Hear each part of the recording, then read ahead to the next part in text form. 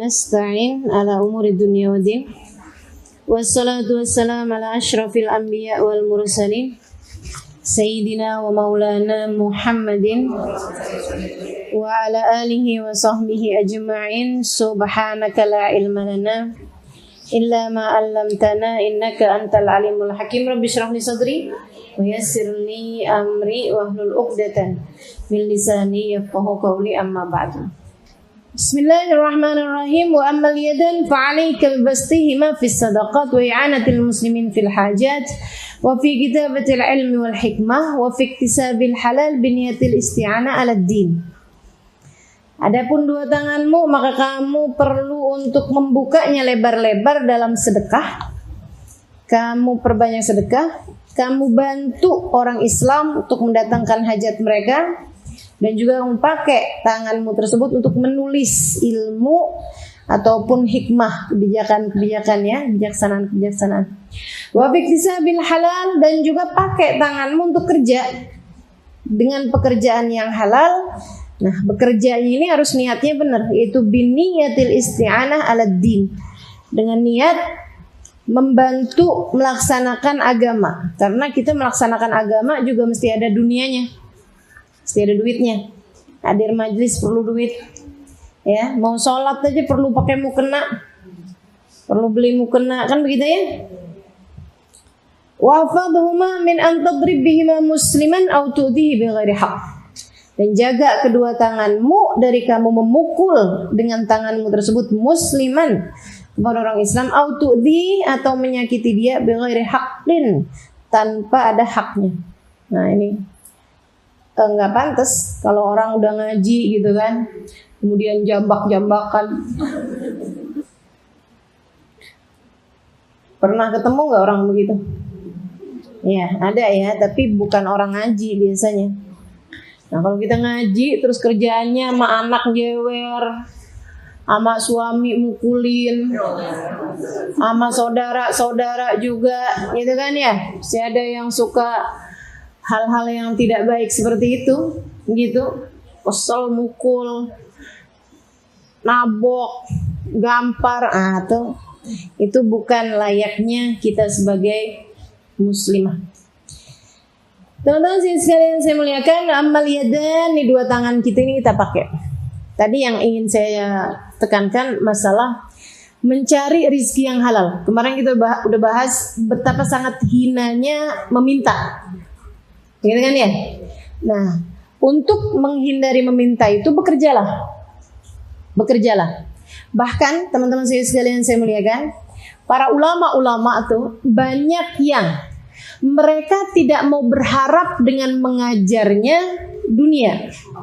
Artinya bahwa kalau dikasih silakan, nggak dikasih kita nggak minta, gitu. Sehingga banyak di antara mereka yang ketika membawa ajaran agama ini, mereka memutuskan untuk bekerja secara duniawi. Habib Hasan bin Abdullah bin Umar Asy-Syatiri, ketika beliau diminta untuk mengajar di Abu Dhabi, pertama kali beliau ngajar itu di Uni Emirat Arab, teman-teman sekalian. Itu beliau diminta untuk datang ke kota Abu Dhabi sana. Itu beliau dipersiapkan seluruh sarana dan prasarananya, dan beliau juga sama pemerintahannya mau ditetapkan gajinya, serta juga akan ditetapkan, maksudnya orang-orang kaya di sana akan memberi kepada beliau. Tapi beliau malah justru bilang, tolong sewakan untuk saya satu toko, kasih kepada saya toko untuk saya bisa membuka toko dan berjualan di sana. Bersama dengan beliau sudah dipersiapkan segala sesuatunya, beliau mintanya, saya minta dibukakan toko aja. Beliau bilang, saya mau jualan kitab, saya mau jualan minyak wangi, mau jualan siwak, mau jualan barang-barang deh, mau jualan apalah ya, kurma misalnya, madu misalnya gitu. Mau jualan aja, kata beliau. Kenapa gitu, wahai Habib Hasan? Kenapa minta dibuatin toko? Agar saya tidak berharap. agar saya tidak berharap. Doa gitu tuh di habis selesai baca Waqiah. Gitu ya. Ya Allah, Allahumma sun wujuhana anis sujudi illa lak wa sunna anil hajati illa ilaik. Ya Allah, jaga nih muka saya biar enggak sujud kecuali kepadamu. Jaga ya Allah muka saya untuk enggak minta kecuali kepadamu. Jangan sampai kita punya muka datang ke rumah orang, ngarep sama orang, gitu ya. Tolong dong bantu saya, tolong dong iniin saya, tolong dong itu saya.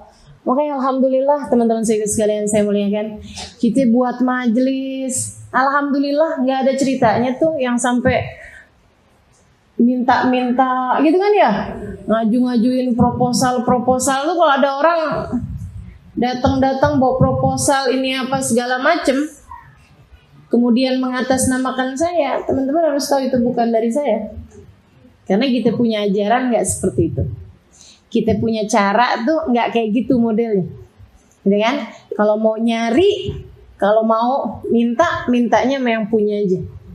Gak ada yang punya kecuali Allah Subhanahu wa Ta'ala. Udah, dan tenang aja.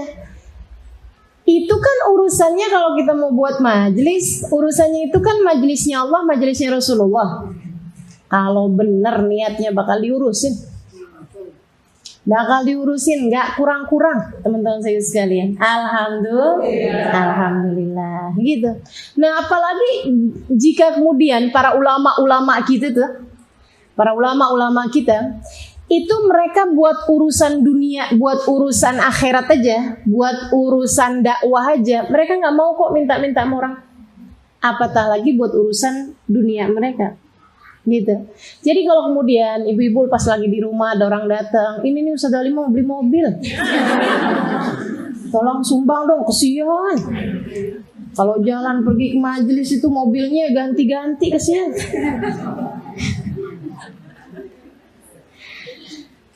Sumbang gitu, katanya saya sih mau beli mobilnya yang nggak usah yang bagus-bagus deh gitu, bangsa yang Al-Fatihah. Itu kamu harus tahu bahwa itu pasti bukan dari saya, ya pasti bukan dari saya. Kita para ulama-ulama kita nggak ada ceritanya kayak begitu. Saya dari Sayyidil Habib Umar bin Hafid, guru-guru kita nggak ada yang modelnya kayak begitu. Jangankan urusan dunia, urusan agama aja nggak ada ceritanya gitu kok. Urusan pondok pesantrennya, urusan apanya nggak ada. Kita nggak minta kecuali sama yang punya, dan kita tahu bahwasanya nggak ada yang punya kecuali Allah. Teman-teman sekalian saya muliakan. Nah, jadi Habib Hasan bilang saya mau bangun biar nggak berharap dari orang lain. Bahaya nih, penyakit berharap dari orang ini bahaya. Mudah-mudahan Allah selamatkan hati kita dari rasa berharap dari orang lain. Gak usah ngarep dari orang, gak usah ngarep dari orang. Ngarepnya cukup sama Dat yang Maha Satu aja, yaitu Allah Subhanahu wa Ta'ala. Nah ini teman-teman sekalian, kita bilang pada Allah Subhanahu wa Ta'ala, wa anta min wara'i dzalika kulli ahlul mat'ata wal mana'. Bersama dengan semuanya ya Allah, Engkau yang ngasih sebenarnya. Nih kita nih, kalau misalnya Allahumma sun wujuhana bil yasar, kita doa nih, doa Waqiah nih. Ya Allah, jaga muka saya ini dengan kecukupan. Kita cukup semuanya sehingga nggak harus minta-minta. Wala tuhinna bil iktar, jangan hinakan kami ya Allah dengan menengadahkan tangan berharap pada orang lain. Jangan buat kami hina dengan menengadahkan tangan meminta kepada orang. Fanastarzik talib rizki. Akhirnya ya Allah, kami kemudian minta rizki dari orang yang sama juga, sama-sama dikasih rizki darimu. Semua orang ini sama, nggak ada yang satu ngasih rizki, yang satu diberi rizki, nggak ada. Mau dia suami kita sekalipun, mau dia orang tua sekalipun, sama-sama aja. Sama-sama statusnya diberi rizki. Yang ngasih rizki cuma satu, namanya Allah Subhanahu wa Ta'ala. Ya Allah, jangan jadiin kami meminta rizki kepada orang yang statusnya sama dengan kami, sebagai yang diberi rizki.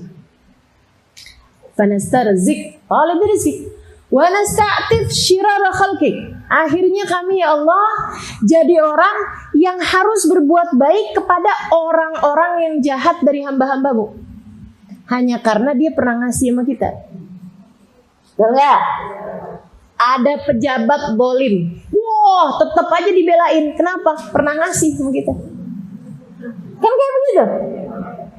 Naudzubillah, ada banyak ulama-ulama zaman sekarang, ustadz-ustadz, iya kan ya, yang walaupun pejabat itu zalimnya kayak gimana tetap dibelain. Kenapa gitu? Karena sumber penghasilannya dari situ. Jangan sampai terjadi sama kita. Jangan sampai terjadi sama kita. Insya Allah gitu. Nasta'tif syirar khalqi wa nashtaghil bihamdi man a'tana wa nubtala bidami man man'ana.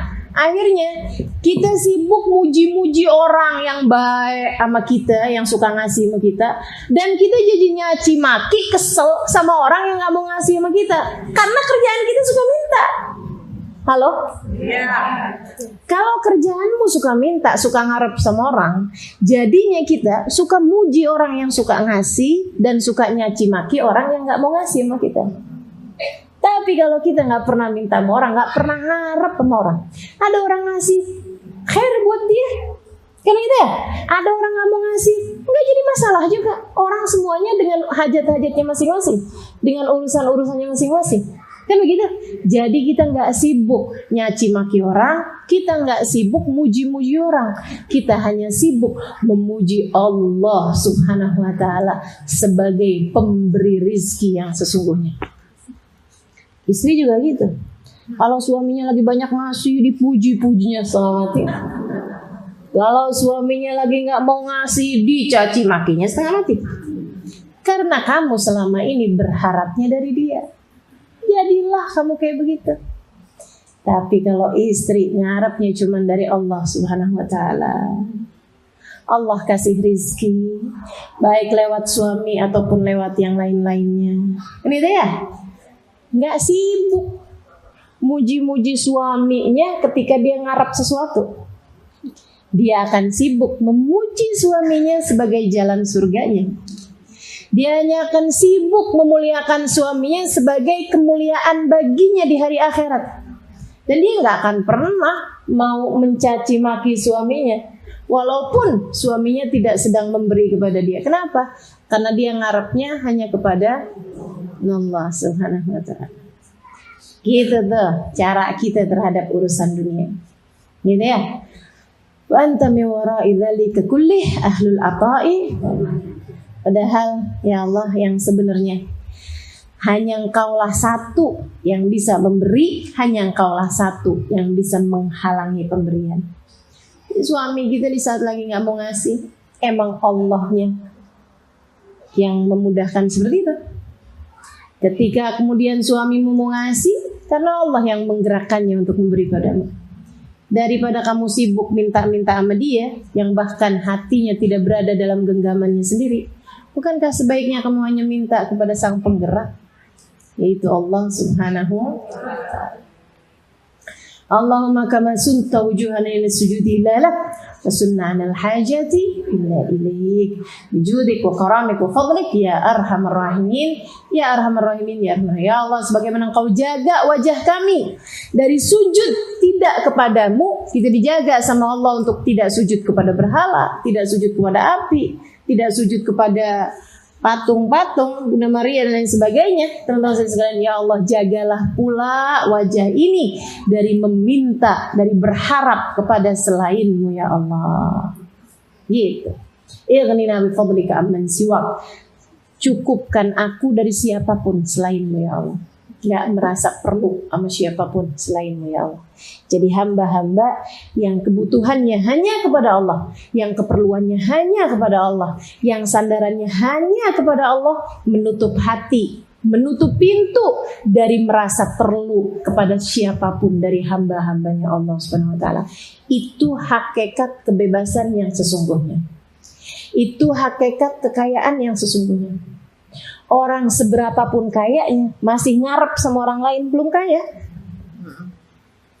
Tapi kamu, meskipun yang kamu punya nggak banyak, kalau kamu menutup hati dari tidak berharap kepada siapapun, kamu akan jadi salah satu orang-orang kaya yang ada di atas muka bumi. Jangan suka ngarep dari orang. Ngarepnya cukup hanya dari Allah Subhanahu wa Ta'ala. Kerja deh, katanya Imamul Haddad. Ya, kerja. Syaratnya kerja ini mesti 2 biar dia bisa jadi ibadah. 1, niatnya mesti benar. 2, caranya mesti bagus. Kan gitu. Nah, yang pertama nih teman-teman sekalian, niatnya mesti benar. Jangan niatnya kayak gini. Biar dia tahu saya bisa jadi orang kaya. Dulu dia mau ngelamar saya, begitu masuk rumah saya dia nggak jadi ngelamar. Sekarang saya mau bikin rumah saya kayak istana, jadi dia nyesel karena dulu nggak jadi ngelamar saya. Tuh niatan-niatan yang nggak benar. Dulu saya pernah ngelamar buat anak saya, ditolak lamaran saya, anak perjaka saya. Karena memilih laki-laki yang lebih kaya daripada keluarga kami. Sekarang biar tahu rasa nyesel sampai ke ubun-ubun deh. Karena ternyata suaminya orang miskin dan sekarang bangkrut suaminya dia, dan sekarang dilihat kita jadi keluarga kaya raya yang akan ditolak sama siapapun. Tujuanmu gitu amat. Na'udzubillah min dzalik. Ini biasanya OKB nih yang model kayak begini. Yang belagu-belagu nih OKB nih. OKB orang kaya baru. Biasanya kalau OKL nggak kayak gitu. OKL orang kaya lama ya. Jadi emang dia taunya kehidupan orang kaya gitu. Nah, jadi nggak belagu, biasa aja, emang dia biasa kayak begitu gitu. Tapi yang baru-baru punya mobil nih, petantang, petenteng gitu. Yang baru-baru punya berlian tuh, ribet matangannya. Itu baru-baru tuh biasanya tuh. Yang model baru-baru tuh emang kepengenan suka nunjuk-nunjukin. Termasuk maaf-maaf teman-teman saya sekalian, orang yang baru dapat hidayah, orang-orang yang baru hijrah baru tuh, ya Allah, ya Allah, kayaknya tuh pengen nunjukin bahwa dia bajunya yang paling panjang, pikirannya paling banyak, sunnahnya paling terjaga, kemana-mana subhanallah. Allah. Saya liatin ya, saya kan dari dulu banyak ketemu orang-orang soleh lama. OSL, orang soleh lama. Orang soleha lama, dari lahir emang udah soleha. Keluarganya para ulama-ulama, kan gitu ya. Keluarganya para ahli-ahli ibadah gitu. Nggak kenal hijrah emang dari awal kayak gitu kok. Dari lahir gitu ya. Emang baik dari awal. OBL, orang baik lama. Dia emang baik dari lahir. Ini teman-teman sedikit sekalian, yang model kayak begini nggak suka nunjukin amal. Saya ngeliatnya biasa-biasa aja gitu. Biasa-biasa aja. Para ulama-ulama kita, para habaib-habaib kita gitu. Saya ngeliatnya biasa-biasa aja. Oke, bawa tasbih gitu ya. Tapi biasa-biasa aja kayak kayak gitu modelnya gitu. Ya Allah, ya Allah. Yang model bawa tasbih disesuaikan mesti matching sama bajunya. Aduh.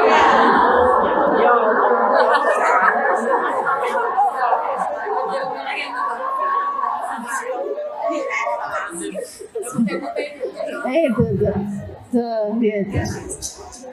La ilaha illallah, la ilaha illallah. Jadi teman-teman sekalian saya muliakan, biasa-biasa aja ya enggak?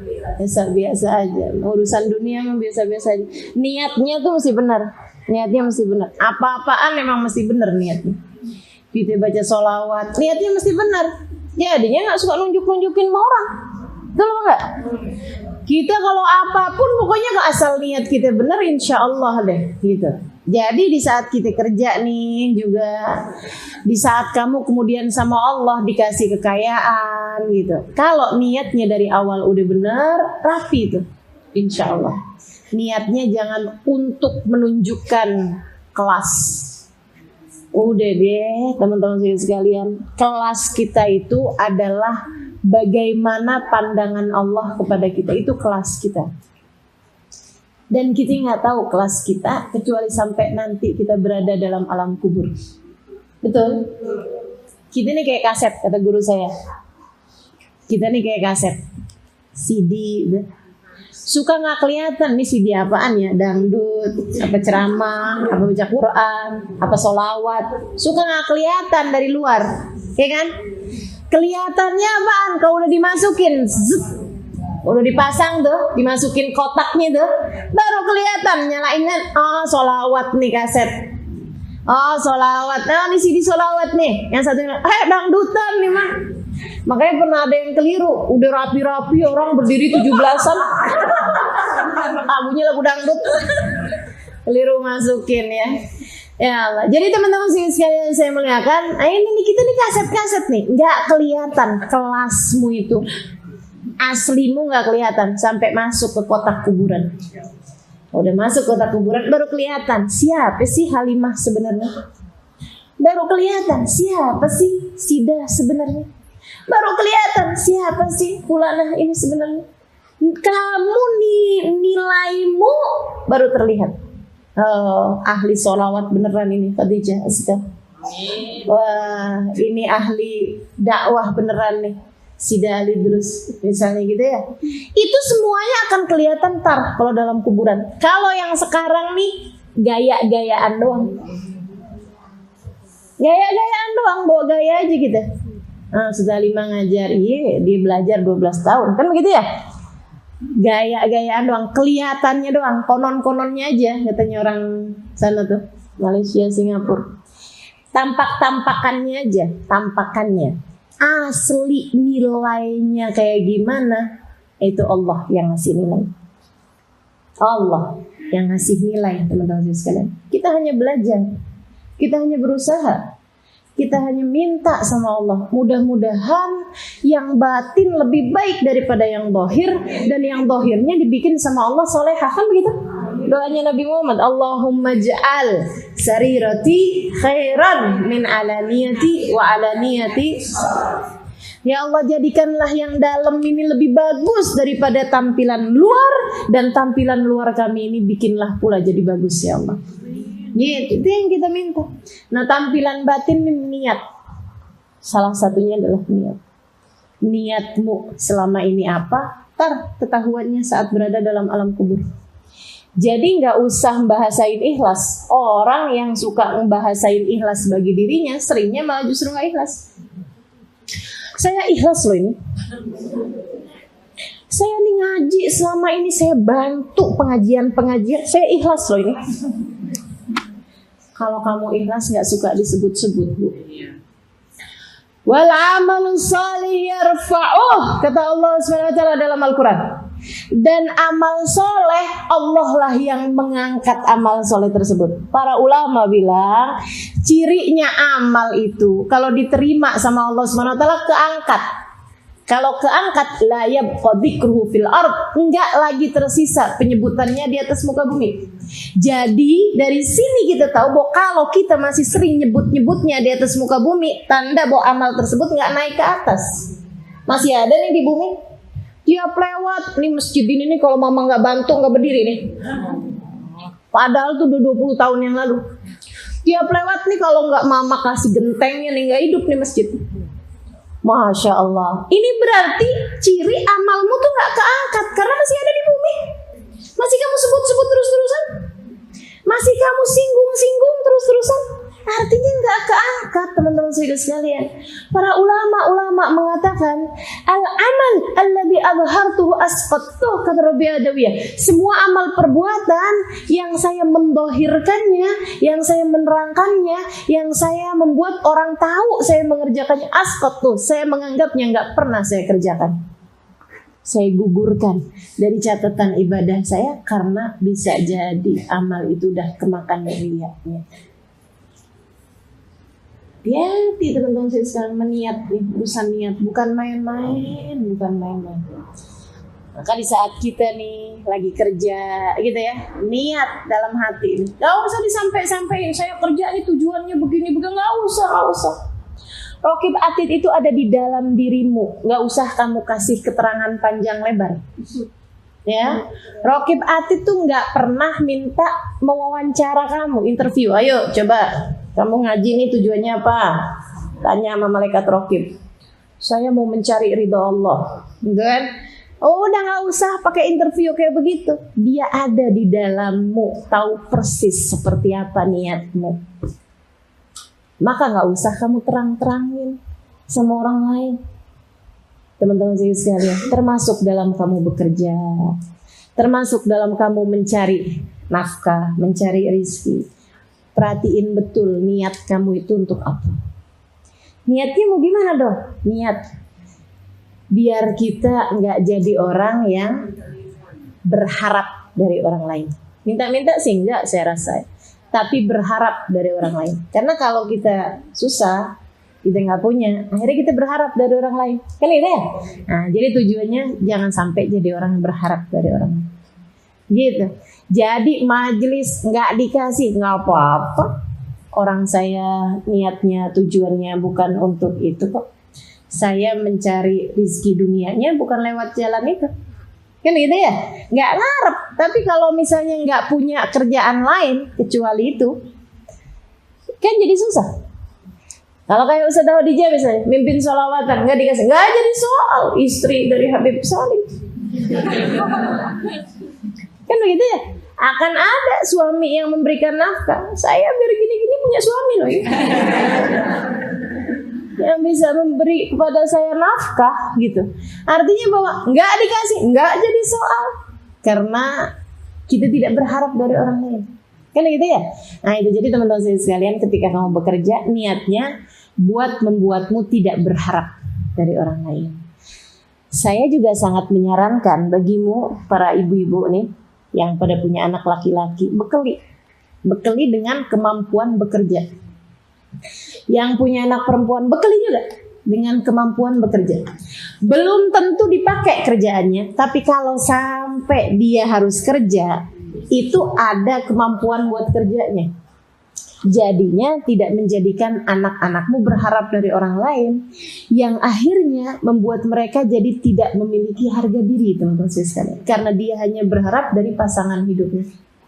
Ada banyak anak laki-laki nggak bisa kerja, tapi dia punya muka ganteng, jadi berharapnya cari perempuan-perempuan kaya buat numpang hidup. Ada apa nggak begitu? Ada. Jangan sampai itu adalah anakmu. Jangan sampai itu adalah saudaramu. Jangan sampai itu adalah orang-orang yang kamu sayangi. Bekeli dengan kemampuan bekerja, teman-teman sekalian. Skill, anakmu itu harus punya skill. Anak perempuan juga gitu. Saya pernah, teman-teman sekalian, saya pernah dengar satu curhatan dari orang sampai dilempar sama suaminya. Sampai diusir sama suaminya.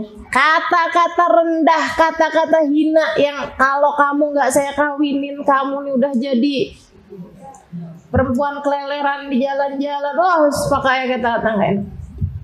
Dikeluarin sama baju-bajunya, keluar sana gitu. Pulang sana kamu.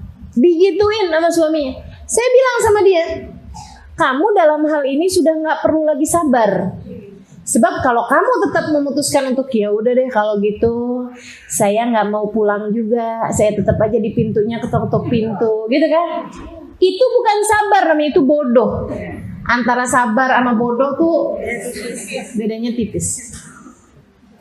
Masalahnya Ustazah, dia bilang, dan ini sedih hati saya dengarnya. Masalahnya Ustazah, saya pernah memutuskan untuk pulang ke rumah orang tua saya. Saya dimarahin sama orang tua saya. Mereka bilang, udah deh kamu diapa-apain sama suami kamu, nggak apa-apa. Yang sabar aja, karena kalau nggak ada dia, kita semua nggak ada yang nafkahin. Jadi bukan hanya istrinya yang numpang hidup nih, sampai sekeluarga istrinya numpang hidup dari suaminya. Ini bahaya. Ini bahaya teman-teman sekalian. Kamu punya anak laki, punya anak perempuan, bekali dengan kemampuan bekerja. Bekali dengan kemampuan bekerja. Kalau perlu jangan nikahin kecuali sesudah mereka memiliki pendapatan sendiri. Bukan mau belagu-belagu nunjukin sama suaminya bahwa penghasilan saya lebih banyak daripada penghasilan kamu. Bukan. Tapi agar memiliki harga diri. Ya, perempuan yang bisa membiayai hidupnya sendiri. Itu tentu saja lebih berharga bahkan di pandangan laki-laki daripada perempuan yang nggak bisa ngapa-ngapain. Kan gitu ya? Sekolah yang tinggi-tinggi. Jangan sampai saya usahanya nyekolahin anak, cuma nunggu jodoh doang. Jadi kalau dia udah ada datang jodohnya, ya udah saya kawinin. Saya pura-pura aja nih nyekolahin anaknya Ustaz. Kenapa gitu? Laki-laki juga suka loh sama seorang perempuan yang pinter, bisa diajak ngobrol. Kalau diajak ngobrol nggak tuh lalit.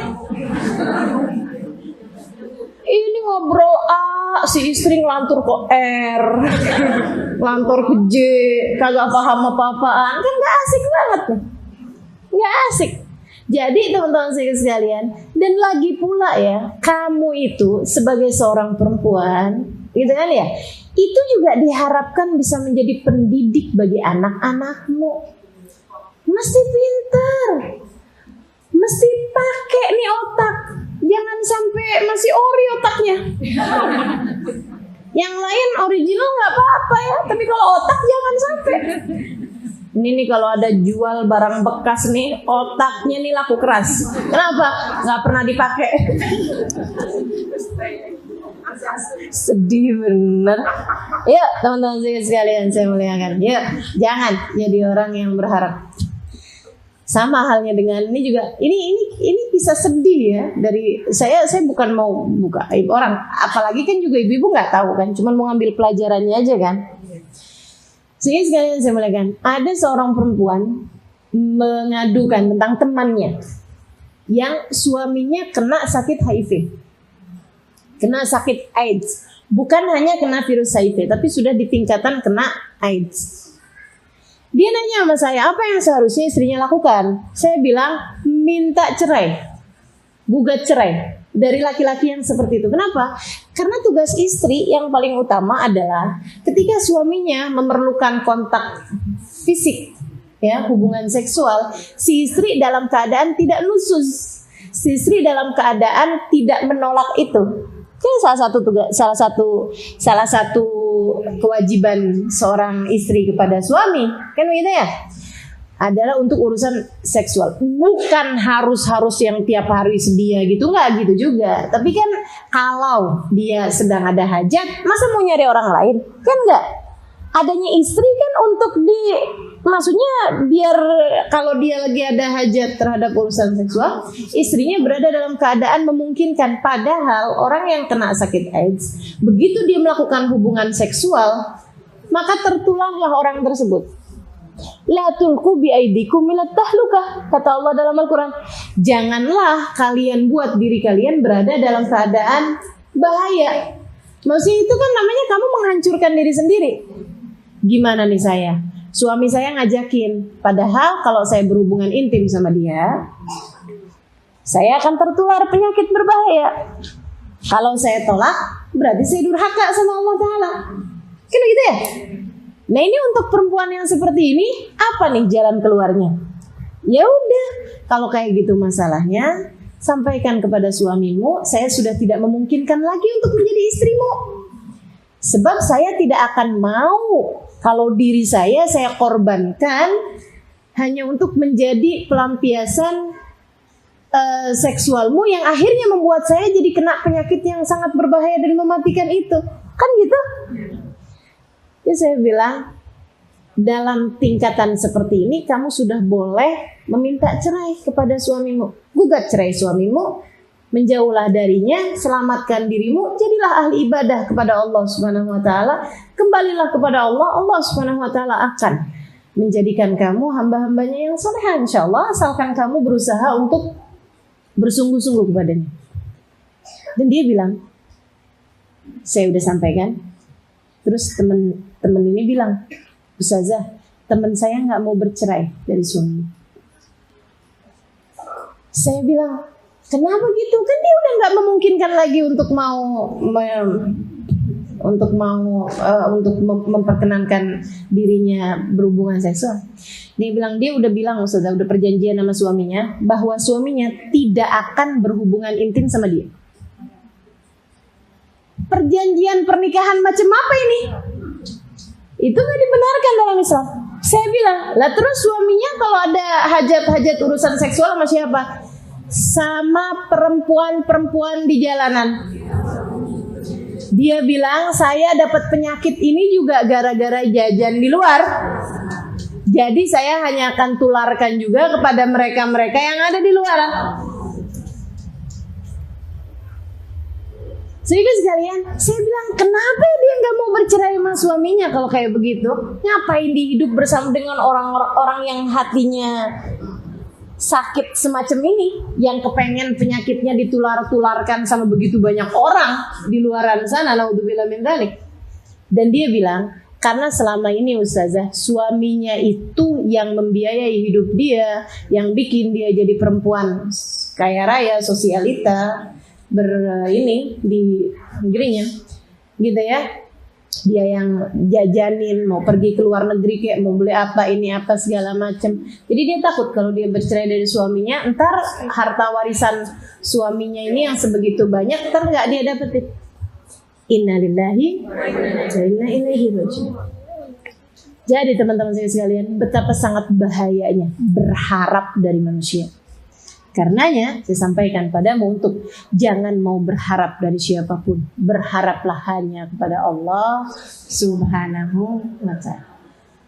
Dan kalau kamu mau mencari dunia, gitu kan, cari, nggak apa-apa, silahkan aja, kerja. Dengan syarat niatmu itu mesti benar untuk membuatmu tidak berharap sama orang, itu satu. Sama yang keduanya, caranya mesti benar. Kerjaannya mesti kerjaan yang halal. Caranya benar nih ada dua, saudara sekalian. Satu, kerjaannya mesti halal dan dikerjakan dengan penuh ketakwaan. Sama yang kedua, jangan sampai gara-gara kesibukan dunianya memalingkan dia dari urusan akhiratnya. Kata Nabi Umar bin Hafid, jika kamu sebelum kerja adalah orang yang sangat menjaga perintah-perintah wajib dari Allah SWT, dan kerjaanmu membuatmu meninggalkan perintah wajib dari Allah SWT, maka kerjaanmu adalah hasilnya adalah hasil yang haram, karena membuatmu meninggalkan yang wajib. Misalnya gara-gara kerja nih sholat duhur bablas, misalnya gara-gara kerja kemudian kamu sampai nggak boleh pakai jilbab dan kamu ikut aja. Nah, biasanya kerjaan menuntut saya seperti itu, ya udah mau gimana lagi? Uang yang kamu dapat haram, teman-teman sekalian. Habib Umar bin Hafid yang bilang, bukan saya yang bilang. Habib Umar bin Hafid bilang, jika pekerjaan duniamu membuatmu meninggalkan yang diwajibkan oleh Allah SWT, atau membuatmu melanggar hal-hal yang diharamkan oleh Allah SWT, menerjang hal yang diharamkan oleh Allah SWT, maka kamu harus tahu bahwa yang kamu dapat dari dunia tersebut hukumnya adalah haram. Perbuatanmu, pekerjaanmu membuatmu harus menyuap, ya, suap menyuap, bukan makanan, bukan, suap menyuap, sogok menyogok tuh, disogok ataupun menyogok. Ini katanya Nabi Muhammad, ar-rashi wal murtashi finnar. Orang yang menyogok ataupun orang yang disogok di neraka tempatnya. Naudzubillah min dzalik. Nah, kamu bekerja membuatmu harus menyogok untuk naik jabatan, dan kamu melakukan itu, tuh uang yang kamu dapat dari itu haram. Pekerjaanmu membuatmu harus jalan sama laki-laki, teman-teman sekalian, berduaan, keluar kota. Gitu kan ya? Harus berjumpa dengan klien lain jenis, maksudnya laki-laki, ngobrol berduaan. Tidakkah kamu baca katanya Nabi Muhammad, enggak berduaan laki-laki dan perempuan kecuali yang ketiganya adalah setan. Jika pekerjaanmu membuatmu harus mengerjakan hal-hal haram seperti itu, kamu harus tahu bahwa yang kamu dapat dari harta penghasilan itu adalah harta yang haram. Bukan lagi syubhat tapi haram. Habib Umar kemudian menerangkan lagi.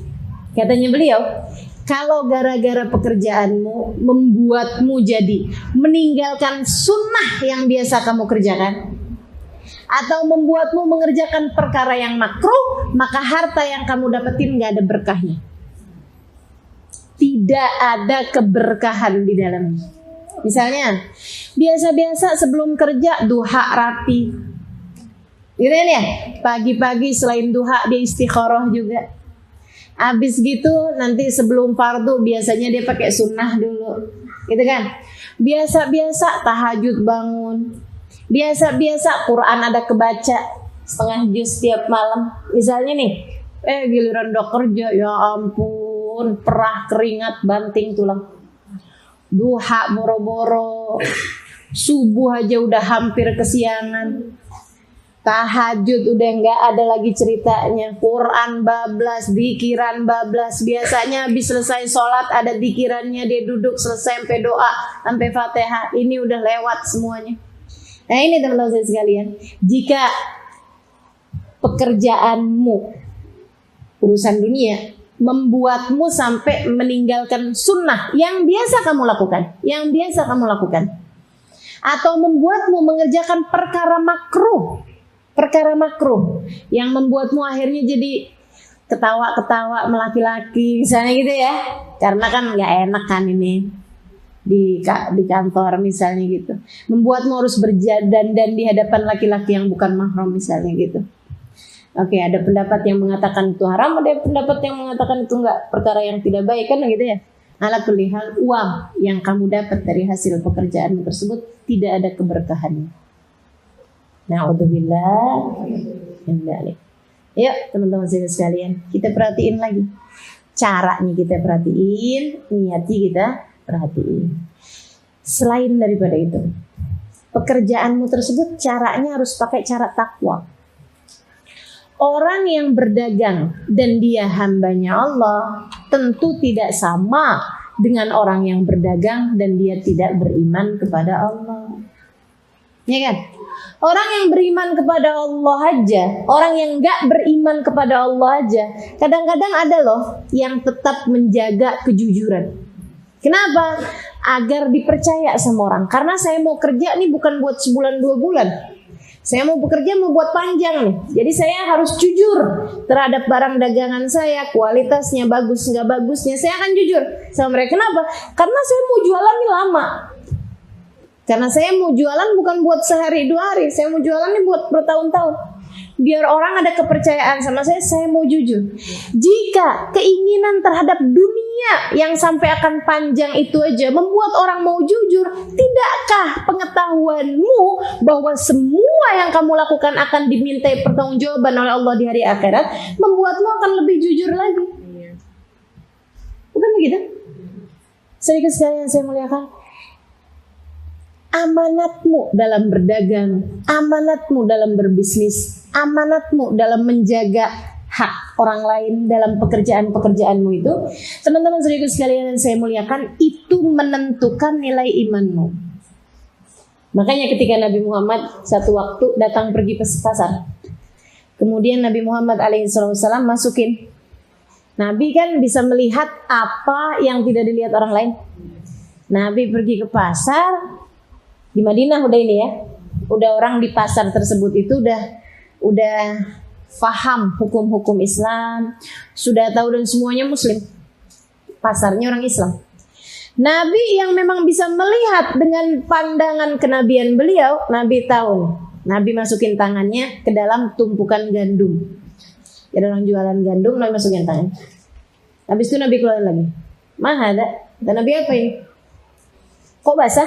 Apa nih? Kok gandum yang dibawa basah? Kenapa ini, kata Nabi? Asabahul ma ya Rasulullah. Dia habis kena hujan semalam ya Rasul. Nabi Muhammad kemudian berkata, "Halla tajalhu fawq hatta ya'rifuhun nas." Kenapa nggak kamu bikin di atas? Jadi orang tahu bahwa yang di atas tuh basah. Barang basah tuh masih bisa dipakai teman-teman sekalian. Tapi satu, lebih mudah busuk. Kalau ada beras basah, kan lebih mudah busuk. Kalau dalam karung di dalamnya itu ada barang basah, kamu nggak tahu, kan nanti busuk tuh yang di dalam. Itu satu. Sama yang kedua, barang kalau basah lebih berat. Kalau ditimbang kan jadinya lebih berat. Kata Nabi, "Halla tajaluhu fawq hatta ya'rifuhun nas." Kenapa kamu nggak bikin yang basahnya di atas? Kenapa kok kamu sengajain numpuknya dengan barang kering sehingga orang nggak tahu kalau itu basah? Man ghasyana falaysa minna. Nabi Muhammad bilang, siapa yang punya keinginan nipu orang Islam, itu kan punya keinginan namanya buat nipu orang. Falaysa minna, bukan termasuk dari kelompok orang Islam. Iman hilang dari hati orang tersebut ketika dia punya keinginan buruk terhadap orang Islam. Sebab kamu beriman, maka berdaganglah dengan caranya orang beriman. Sayyidina Ali bin Abi Thalib sampai mengatakan, "Sukul muslimin kamu sholal musallin." Pasarnya orang Islam itu seperti musolanya orang Islam, seperti tempat sholatnya orang Islam. Pasarnya orang Islam seperti tempat salatnya orang Islam. Tokomu, kalau kamu punya toko, seharusnya nggak ada beda dengan tempatmu mengerjakan sholat di atas sejadah. Dimanapun kamu berada, kamu tahu bahwa Allah sedang melihatmu. Maka kamu mengerjakan taat dengan sholatmu di tokomu, kamu pun juga seharusnya mengerjakan taat dengan tidak berbuat buruk kepada siapapun. Nggak punya niatan buat jelek-jelekin, buat menipu orang lain, buat ngurangin timbangan orang, buat berbuat keburukan. Sedikit sekalian, kamu muslimah, maka sebagai muslimah, kalau kamu dagang, kamu harus berdagang dengan caranya orang Islam. Kamu muslimah, maka kalau kamu adalah seorang penjahit, maka jadilah seorang penjahit yang muslimah, yang sesuai dengan caranya orang Islam ngerjain dagangan, ngerjain jahitan. Gimana tuh? Jangan janji-janji di waktu yang kiranya kamu tidak bisa menepati. Katanya Nabi Muhammad alaihissalam, orang yang berdagang masuk nerakanya dari billahi tallahi. Orang yang dagang masuk nerakanya gara-gara billahi tallahi. Demi Allah, ini nih dari hasil dari kamu tawar segitu, dari sananya aja belum dapat. Pada suka yang kayak gitu. Betul? Pada suka ngurangin timbangan. Kalau dibilangin kayaknya aku tadi kurang tuh timbangan, demi Allah enggak. Pakai sumpah-sumpah pula. Ini yang bikin bohongnya pedagang, yang banyak bikin para pedagang masuk ke dalam api neraka. Katanya Nabi Muhammad, orang yang kerja kayak jahit, kayak tukang bikin kue, tukang nerima apa aja ya, arsitektur ngegambarin bangunan misalnya, siapapun yang jual jasa itu masuk nerakanya, kata Nabi Muhammad, disebabkan karena ames summa ames, bukroh tuma bukroh, bukroh ba'da bukroh. Ntar 2 hari lagi jadi kok. Datang lagi 2 harinya, oh ntar 2 hari lagi jadi kok. Oh udah pasti 2 hari lagi jadi pasti. Sedikit sekali yang saya muliakan, Sayyidina Umar bin Khattab pernah sangat marah ketika ada seseorang. Sayyidina Umar bin Khattab, ada orang jahitin baju Sayyidina Umar. Sayyidina Umar nanya, kira-kira kapan nih? Dia bilang, insyaallah hari Jumat. Dia bilang nih, insyaallah hari Jumat. Sayyidina Umar datang lagi ke sana. Ternyata di hari Jumat itu dia belum selesai juga. Insyaallah hari Selasa. Ya tadi, insyaallah itu kan jika Allah mengizinkan. Kalau Allah mau, insyaallah hari Selasa dia bilang. Dia bilangnya insyaallah. Habis gitu kemudian didatengin lagi sama Sayyidina Umar bin Khattab hari Selasa, belum jadi juga. Insyaallah hari Jumat tuh. Sayyidina Umar bilang kayak gini, mas'altu an masyiatillah, inna mas'altu an masyiatik anta. Kata Sayyidina Umar, saya nggak nanya tentang maunya Allah, kira-kira kapan baju saya jadi. Saya lagi nanya maunya kamu jadiin baju saya kapan. Saya nggak lagi nanya tentang maunya Allah. Saya lagi nanya tentang maunya kamu. Hati-hati teman-teman sekalian. Janji nggak ditepati. Gitu kan ya? Semua orang nih yang dihargai adalah ucapannya. Teman-teman sekalian, kalau saya misalnya ngaji ini kan, hari Kamis ini datang, Kamis besokannya lagi kagak datang, Kamis besokannya lagi saya lagi sakit, Kamis besokannya lagi saya lagi jalan sama suami, ntar Kamis depannya lagi saya datang, suka-suka saya gitu. Kira-kira teman-teman sekalian, bagaimana perasaanmu kala itu? Nah, dan ustadahnya aja nggak bisa dipegang omongannya. Gimana kita mengaji sama dia? Kan gitu. Maka teman-teman sekalian, kerjakan segala sesuatu dengan takwa. Takwa. Jagain aturan-aturan Allah Subhanahu wa taala dalam apapun yang kamu kerjain. Pada apapun yang kamu kerjakan. Sayyidina Imam Abu Hanifah, pedagang baju laki-laki tuh, kayak tub, tahu baju gamis laki-laki? Imam Abu Hanifah pedagang. Sedikit sekalian saya muliakan, makanya nih yang dagang-dagang nih, usyur mi'syar, ar-rizq minat tijarah. Kata Nabi Muhammad 90% rizki itu Allah bagi pada perniagaan, pada jualan. Makanya emang salah satu dari pekerjaan yang paling bagus tuh ya, berdagang gitu ya. Cuman masalahnya teman-teman sekalian, berdaganglah dengan takwa. Jangan pernah mau nipu, jangan pernah mau ngurang-ngurangin haknya orang. Kalau ada orang gak jadi beli barang daganganmu, terima lagi gak apa-apa. Jangan kemudian, oh dibalikin nih, saya kurangin ya duitnya. Gak ada.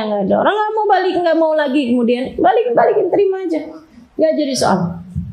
Kan begitu ya, berarti bukan rezekinya dia. Gak usah ada yang dikurang-kurangin, gak usah ada yang dipotong-potong.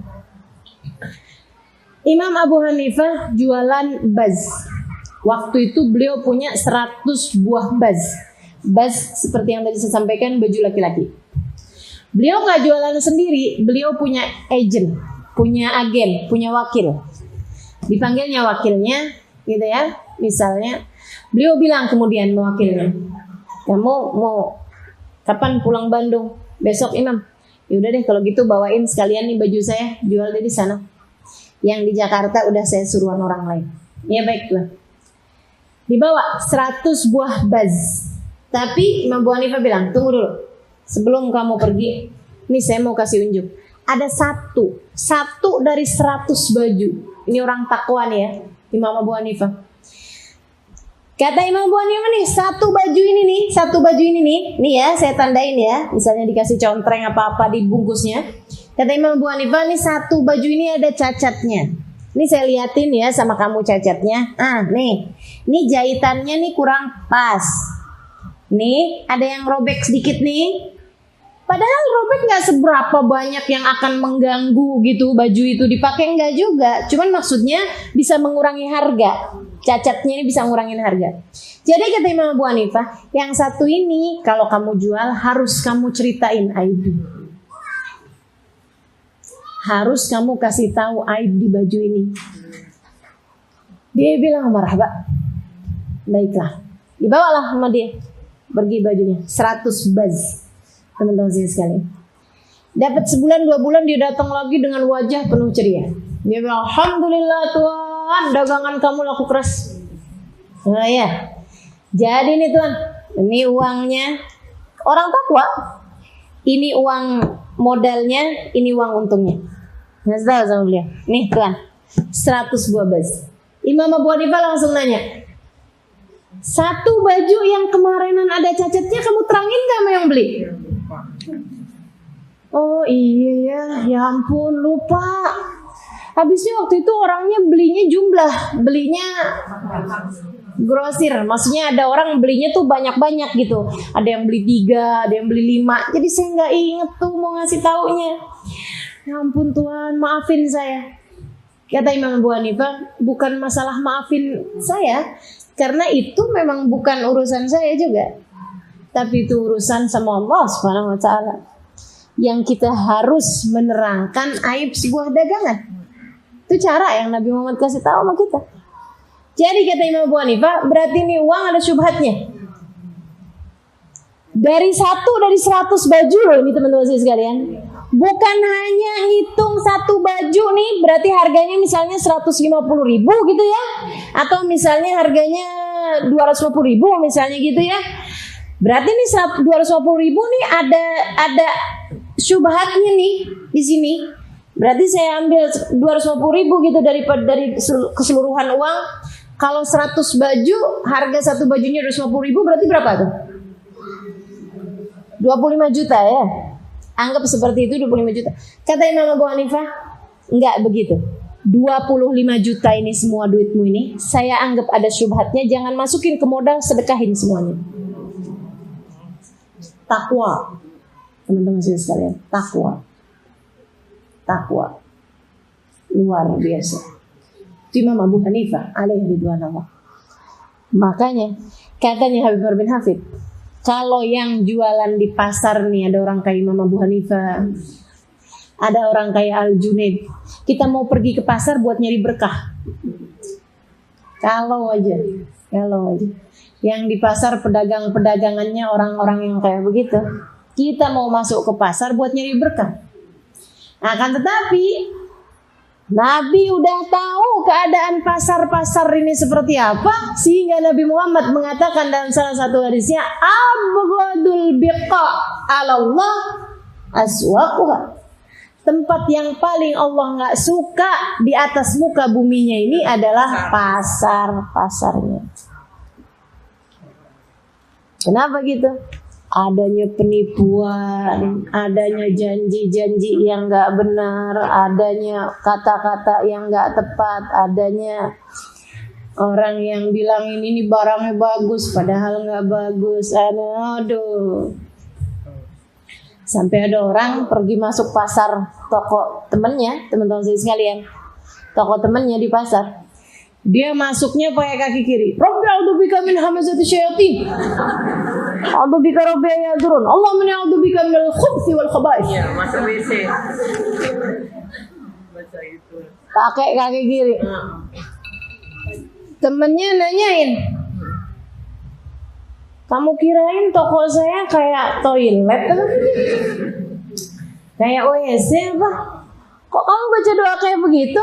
Nanti ini kamu keluarnya pakai kaki kanan baca alhamdulillahilladzi afani. Gitu ya. Ghufranaka alhamdulillahilladzi adhaba anni ma yu'dini wa yubqi fi ma yanfa'uni. Kamu bakalan doa baca kayak begitu? Iya katanya. Kenapa kok kamu kayak gitu? Emang kamu pikir toko saya ini toilet apa gimana? Dia bilang bahkan lebih buruk daripada toilet. Ini pasti banyak setannya. Saya pernah melihat kamu bohong di sini. Saya pernah lihat kamu bohong di sini. Teman-teman saya, ilmu ini saya sampaikan untuk membuatmu melihat pada diri sendiri, bukan melihat oh iya tuh sini begitu, bukan. Kamu lihat diri kamu sendiri. Sudahkah selama ini perdaganganmu berdasarkan dengan takwa? Sudahkah kamu punya entah itu perniagaan, entah itu usaha yang kamu sedang lakukan, sudahkah penuh dengan takwa? Sudahkah membuat semua orang beli dari kamu tidak merasa tertipu, tidak merasa ada yang kurang-kurang? Gitu ya. Kalau ada orang mau balikin, terima. Jangan sampai kita menyakiti hati orang lain dengan perdagangan kita. Begitu kan ya? Jadi teman-teman sekalian kayak gitu tuh. Jangan membuatmu meninggalkan yang wajib, termasuk juga perkara sunnah yang biasa kamu kerjakan. Kemudian berdaganglah dengan penuh ketakwaan. Berdagang pula lah dengan penuh cinta kepada siapapun yang membeli barang dagangan yang gitu, yang enak, yang benar. Terangin sama orang. Kalau ada aibnya terangin. Begitu kan ya? Itu cara kita. Caranya umat Islam. Sayyidina Al-Junaid, teman-teman sekalian, ini ada satu lagi nih, Habib Umar ceritain. Itu beliau tiap pagi sebelum buka tokonya, dia sholat sunnah 200 rakaat. sebelum buka tokonya. Sholat sunnah 200 rakaat. Betul, Al-Junaid. Yang nulis alfi sholatin fa alfi salamin alaika ya sayyidi ya habiballah. Yang biasa sudah dipimpin Sayyidil Junaid. Itu punya toko. Sebelum buka tokonya, di toko itu beliau sebelum buka nih, itu udah masuk tokonya, belum dibuka, sholat dulu 200 rakaat. Kata Habib Umar, saya mau pergi ke pasar. Kalau memang ada orang kayak Al-Junaid masih dagangan di pasar, saya bakal tamasuk sama tokonya, kata beliau. Saya bakalan, bikin kesembuhan nih hati saya, pegang-pegangin barang-barang yang dijual. Karena kayak apa berkahnya sebuah toko sebelum buka sholat 200 rakaat. Masya Allah. Teman-teman sekalian saya muliakan. Jadi nih para kekasih-kekasih Allah Subhanahu wa taala, jangan kamu kira hanya orang yang duduk di atas sejadah beribadah, gitu kan ya? Belum tentu. Kadang pedagang-pedagang, asalkan dia adalah orang yang tetap menjadi hamba Allah yang soleh, dia jaga amanat berupa perdagangannya itu, dia berdagang untuk Allah, karena Allah. Teman-teman sekalian, yang seperti ini akan menjadi salah satu dari para pebisnis di akhirat nanti. Para tujar di akhirat nanti. Orang-orang kayanya akhirat banyak. Disebabkan karena waktu di dunia dia berdagang, dia bekerja dengan cara yang diridhoi oleh Allah Subhanahu wa taala. At-tajir al-amin as-saduq ma'asyuhada yaumil qiyamah. Kata Nabi Muhammad, pedagang yang dia amanat dan dia jujur dalam perdagangannya bersama dengan para syahid di hari akhirat nanti. Masya Allah. Jadi kayak gitu tuh. Nih sekalian saya muliakan. Jangan salah. Kamu di toko-toko asalkan, maksudnya kamu berdagang, kamu bekerja, asal hatimu nih kepada Allahnya lurus, kamu bisa jadi salah satu dari orang yang tercinta di sisi Allah SWT. Asalkan kamu jalankan apa yang tadi saya sampaikan, dari benerin niat sama bagusin cara. Caranya dua, takwa dan cinta. Takwa dan cinta. Yang sayang sama orang, aduh ini saya nggak jadi nih beli bajunya nih karena uangnya perlu buat anak sekolah. Oh nggak apa-apa, nggak apa-apa. Gimana urusan sekolahnya udah beres anaknya? Iya sih lagi masih usaha-usaha juga nih, ada yang mau saya jual-jual juga. Oh nggak apa-apa kalau gitu saya tambahin nih. Gitu, dengan cinta. Serius sekalian saya mengatakan, berdaganglah dengan takwa dan cinta. Bekerjalah dengan takwa dan cinta. Dengan itu kamu layak menjadi hamba-hamba tercinta di sisi. Amin ya rabbal. Saya masih punya cerita. Teman-teman sekalian saya muliakan, ceritanya dua ya. Yang pertama, apa yang diceritakan oleh Abdullah bin Mubarak alaihi ridwanullah. Kata Abdullah bin Mubarak, saya malam hari itu pulang dari satu majelis menuju ke rumah malam Jumat. Saya kemudian lewatin kuburan. Saya jadi mikir, ya Allah kesiannya nih ahli kubur. Mungkin mereka perlu pertolongan. Mungkin mereka perlu doa-doa dari orang hidup. Jadi beliau memutuskan untuk enggak pulang dulu ke rumah, tapi duduk di pekuburan tersebut untuk baca Yasin, baca Waqiah, baca Tabarak, baca sholawat, baca zikir, baca doa, dihadiahkan semuanya kepada ahli kubur.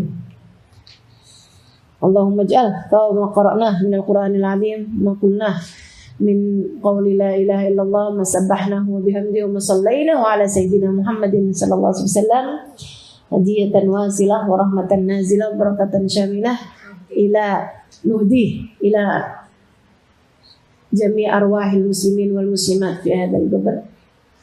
Beliau hibahkan, maksudnya beliau berikan pahalanya bacaan-bacaan beliau kepada semua ahli kubur. Habis itu beliau pulang. Malam harinya Allah kepada orang-orang soleh itu memang suka ngasih pelajaran ya. Malam harinya di malam itu juga beliau bermimpi seolah-olah apa yang tadi beliau baca itu serupa hadiah. Berupa hadiah yang dibagi-bagikan para malaikat kepada ahli kubur. Jadi beliau ngelihat di alam arwah itu, di alam kubur yang di situ tuh, beliau lihat ada malaikat bawa pakai nampan gitu. Hadiahnya Abdullah bin Mubarak. Ini hadiahnya Abdullah bin Mubarak nih. Ayo siapa nih? Siapa yang perlu nih ambil nih ambil. Dia bilang saya pun melihat orang-orang semuanya pada rebut-rebutan hadiah tersebut itu. Dia bilang kecuali seorang ibu, dia berdiri aja di pojokan kelihatan nggak tertarik sama hadiah yang dibagiin. Saya pun samperin ibu-ibu itu. Saya bilang, Bu, hadiah lebih dibagiin, ibu cuek aja. Kata si ibu, saya emang nggak perlu hadiah segitu doang. Nggak perlu saya hadiah segitu doang. Emang kenapa, Bu? Saya punya anak tiap hari ngasih hadiah saya 1 hataman Quran. Dia baca dari pagi surat Al-Fatihah, Al-Baqarah terus sampai sore atau malam dia sudah menghatamkannya, dihadiahkannya 1 hataman Quran itu untuk saya. Saya nggak perlu hadiah sekecil itu doang, Bu. Saya udah kaya raya dalam alam kubur saya. Konglomerat dalam kuburan. Dia-diahin 1 hataman Quran sama anaknya tiap hari. Bener-beneran 1 hataman ya, bukan siapa yang baca kulhu 3 kali kayak hatamin 1, enggak, hataman di Fatihah sampai ke. Saya jawab ini karena ada sebagian pandangannya yang jangan-jangan. Enggak, beneran. Hataman dari Fatihah sampai ke An-Nas dibaca. Baqarah, Al-Imran semua dibaca. Anaknya. Abdullah bin Mubarak kemudian penasaran. Bu, boleh kenal sama anak ibu siapa dia tuh?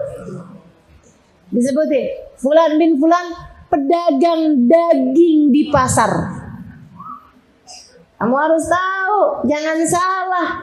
Para kekasih-kekasih Allah ini banyak yang dagang, banyak yang bekerja, banyak yang buka usaha, banyak yang jadi jangan membuat kamu merasa kok kayaknya saya gimana gitu ya, saya harus kerja gitu. Jangan merasa hina dengan kamu bekerja, teman-teman saya sekalian. Justru itu memuliakanmu. Asal sekali lagi niatnya benar, caranya benar. Caranya benar ada 2, takwa sama cinta. Jadi begitu pagi hari Abdullah bin Mubarak bangun dari tidur nih, penasaran bener nih. Ditungguinya waktunya pasar buka. Begitu waktunya pasar buka, jam-jam 9-an pagi Abdullah bin Mubarak bergegas pergi ke pasar, bukan mau beli, akan tetapi mau nyari siapa dia nih waliullah yang tiap hari ngirimin ibunya hadiah 1 hataman Quran. Disamperin, ada namanya disebut tadi malam di mimpi itu. Cari-cari ketemu juga. Beneran tuh orang sambil nungguin orang beli dagangannya, mulutnya komat kami. Hafiz Quran. Insyaallah. Dia pun kemudian bilang, Abdullah bin Mubarak, sekilonya berapa nih Pak dagingnya? Dek bilang, salam. Iya Pak, sekilonya berapa? Berapa sih Pak? Gaya ya, udah nggak tahu sih. 110 katanya. Ada yang mau nawar? Ustaz Adija. Gitu kan? Ya udah saya beli deh 2 kilo. Nih sambilan dibeli nih, ini Abdullah bin Mubarak juga orang takwa tuh. Dia mau nanya urusan itu, tapi cinta di hatinya bikin dia sambilan gitu sambil dibeli dagangannya. Iya, nggak cuma nanya doang. Oh ya udah Pak kalau gitu sih cuma nanya doang. Ya Allah, banyak tuh orang kayak gitu tuh. Yang jualan baju tuh, ya ampun saja, untungnya cuma ngelipet doang. Dibeli kagak, dibuka semuanya. Ada tuh yang suka kayak gitu tuh. Kalau beli cuma buka-buka doang, beli kagak. Kalau nggak niat beli, nggak usah buka. Akhirnya teman-teman sekalian, sambilan di ini nih di timbang. Nanya lah Abdullah bin Mubarak, baca apa dek tadi dek? Enggak. Pak, baca apa pak? Baca Quran ya? Kau apa tahu? Kamu baca dari Fatihah sampai ntar kode sore hatam ya. Kamu apa tahu? Dia nggak pernah cerita rupanya sama orang. Kagak kayak kita. Ibadah dikit aja semua orang pada tahu. Ngenes ya sama kita nih ya. Ya Allah. Dia bilang kamu hadiahkan ya pahalanya buat ibu kamu yang sudah meninggal. Kok bapak tahu?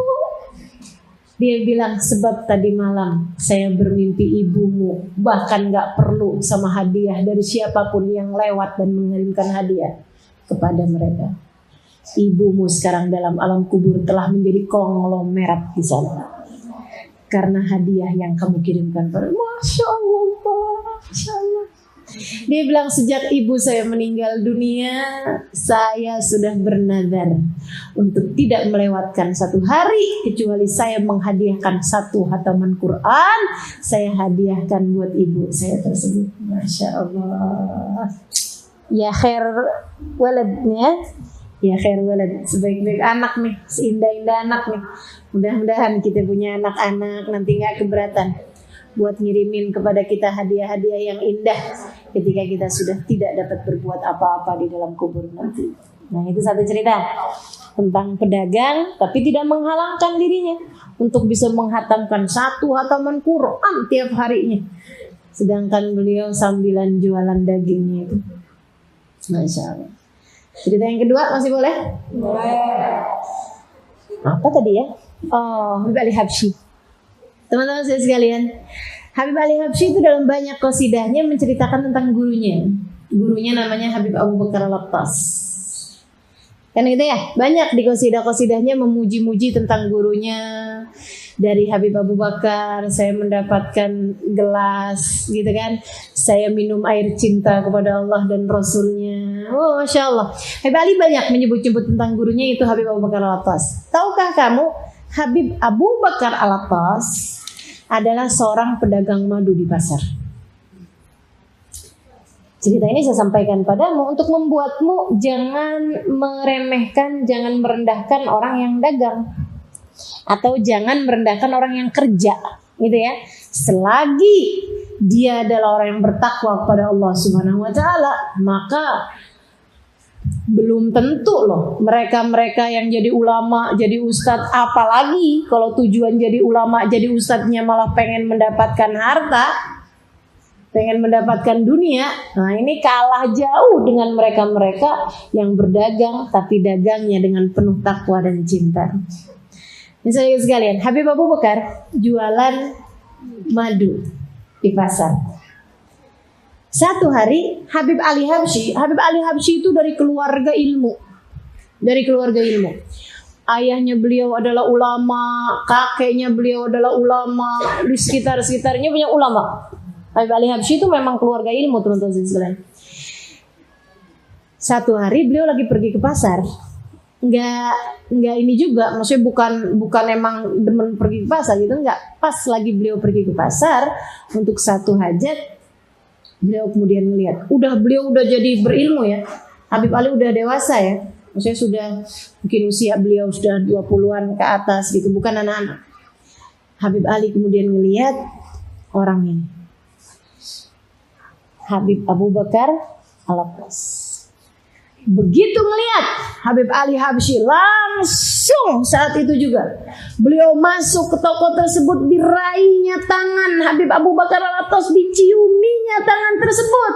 Kemudian beliau berkata, ya Habib, jadikan saya muridmu. Habib, jadikan saya muridmu. Ini murid kelas atas, guru kelas atas. Yang dilihat bukan cuman hidungnya mancung apa kagak, tampilannya seperti apa, karena bahkan Habib Abu Bakar Al-Attas pada saat tersebut itu berpenampilan biasa-biasa aja, nggak pakai surban, nggak pakai tuh, nggak pakai rida imamah, nggak ada, biasa aja, umumnya pedagang jualan madu tuh kayak gitu dah di pasar sana ya, deh tampilannya begitu. Saudara sekalian, Langsung, ini juga ngajarin kita adab kepada guru. Langsung beliau nggak pakai apa-apaan, diciuminya tangannya. Tolong anggap saya sebagai muridmu Habib. Anggap saya sebagai muridmu. Apa jawab Habib Bakar Al-Atas? Habib Bakar Al-Atas bilang, ya Ali, nggak pakai nanya namanya. Ya Ali, saya sudah menjagamu sedangkan kamu masih berada dalam sulbi ayahmu. Dan saya sudah menunggu perjumpaan denganmu, wahai Ali. Saya sudah menjagamu sedangkan kamu masih berada dalam sulbi ayahmu. Insyaallah. Ya. Kenapa orang-orang itu bisa kayak gitu, teman-teman sekalian? Karena orang-orang tuanya juga orang-orang soleh-soleha. Jadi dari sejak anaknya belum lahir, bahkan cucunya nih masih belum lahir nih, masih belum punya cucu, dia udah doa, ya Allah, karuniakanlah jalan paling indah bagi anak-anakku, ya Allah, karuniakan guru-guru dalam kehidupan mereka yang mampu membimbingnya menuju jalanmu dan jalan Nabi Muhammad. Itu udah didoain buat ke anak-anak cucunya. Kita ini aja orang-orang yang kagak ngerti apa-apa, yang kita minta duit, yang kita minta rumah, ya enggak? Yang kita minta harta, nggak paham. Kita mesti minta apa sama Allah tuh nggak paham. Jadi kita doain anak juga urusannya cuma gitu-gitu aja. Siapa di antara kita yang mendoakan agar anak cucu kita bisa dapat guru yang benar, yang membimbing mereka ke jalan Allah Subhanahu Wa Taala?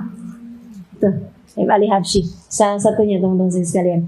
Nah, intinya cerita ini, Habib Abu Bakar Al-Atas hanyalah seorang pedagang madu, gitu ya.